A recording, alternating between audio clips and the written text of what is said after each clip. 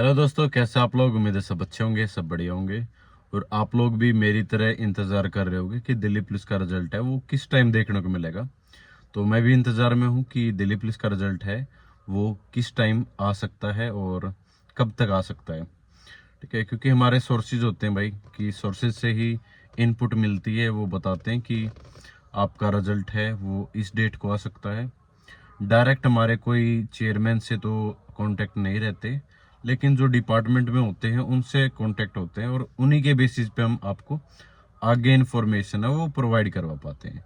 तो जैसा कि उन्होंने दो ही चीज़ें बताई थी उस टाइम पर, एक तो सीपीओ का, कि सीपीओ का पहले दिन आएगा और उसके नेक्स्ट डे आपका दिल्ली पुलिस का रिजल्ट है वो देखने को मिलेगा।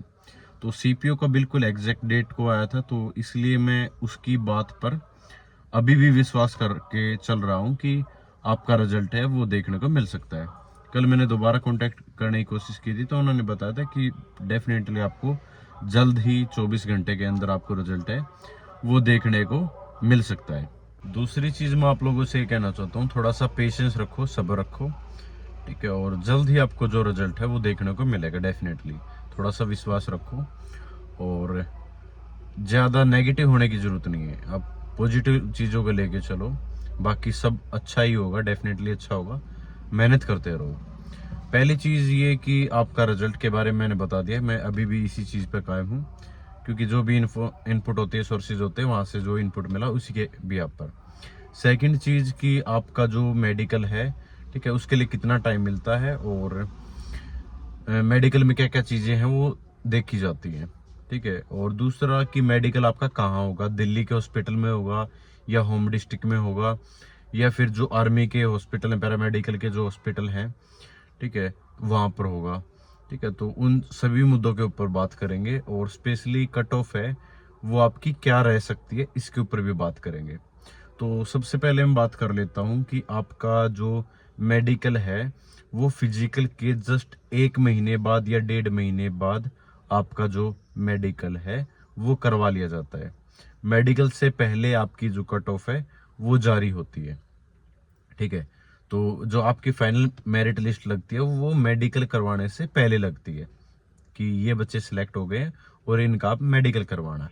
ठीक है, और जो अभी रिजल्ट आया था, जो कि वेटिंग लिस्ट आई थी बच्चों की, उनका जो मेडिकल हुआ था वो आईटीबीपी के जो हॉस्पिटल हैं, ठीक है, जो पैरामेडिकल के हॉस्पिटल हैं वहां पर हुआ था।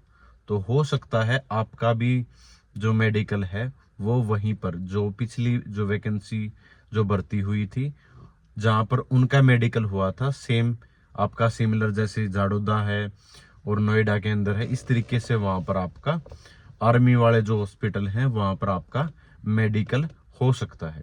पहली चीज ये, ठीक है, ज्यादा टाइम नहीं मिलता।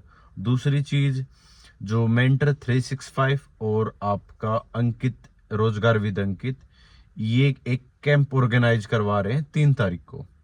ठीक है, 3 तारीख को कैंप ऑर्गेनाइज करवाया जाएगा, जिसके अंदर प्री मेडिकल होता है ना, कि जो जो प्रोसेस, जो जो चीजें चलती हैं, चाहे वो दिल्ली पुलिस का मेडिकल हो, हेड कांस्टेबल का हो, अभी सीपीओ का रिजल्ट आया तो सीपीओ का मेडिकल होता है, तो उसी हिसाब से आपका जो मेडिकल है, चेकअप है, वो होगा और आपको आइडिया हो जाएगा कि आपको किस चीज में प्रॉब्लम है।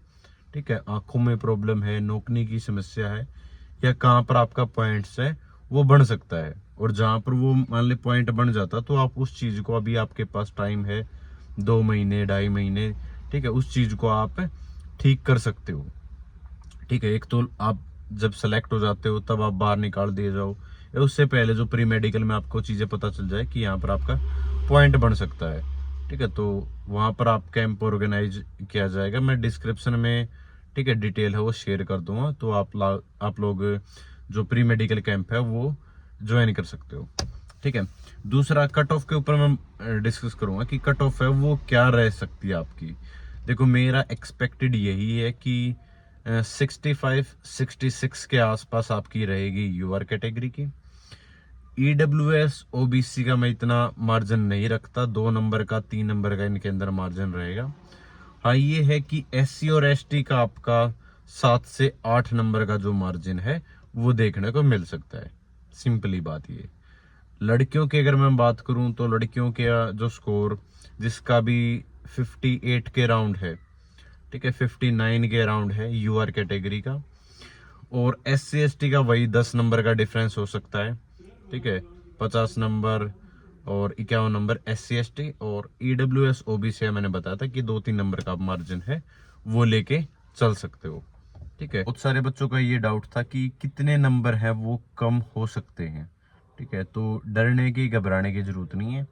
मेरे हिसाब से मैक्सिमम 5 से 6 नंबर आपके कम हो सकते हैं, और आपके 7 से 8 नंबर आपको बढ़े हुए देखने को मिल सकते हैं, ठीक है।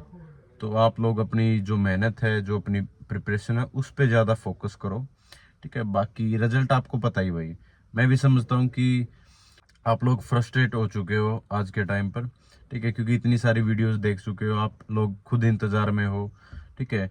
फिर इस तरीके से थंबनेल देख लेते हो कि रिजल्ट आ गया है, ठीक है, तो उन चीज़ों को मैं फील कर सकता हूँ, समझ सकता हूँ, ठीक है।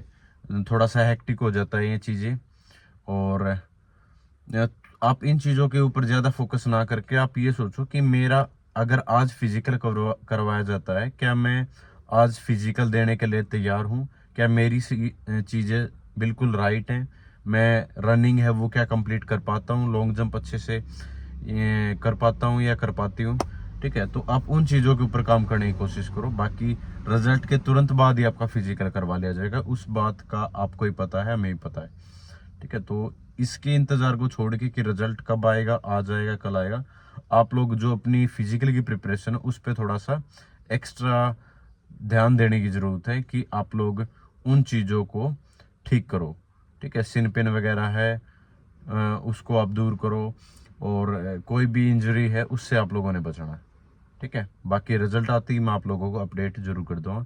थैंक यू सो मच, जय हिंद सभी को।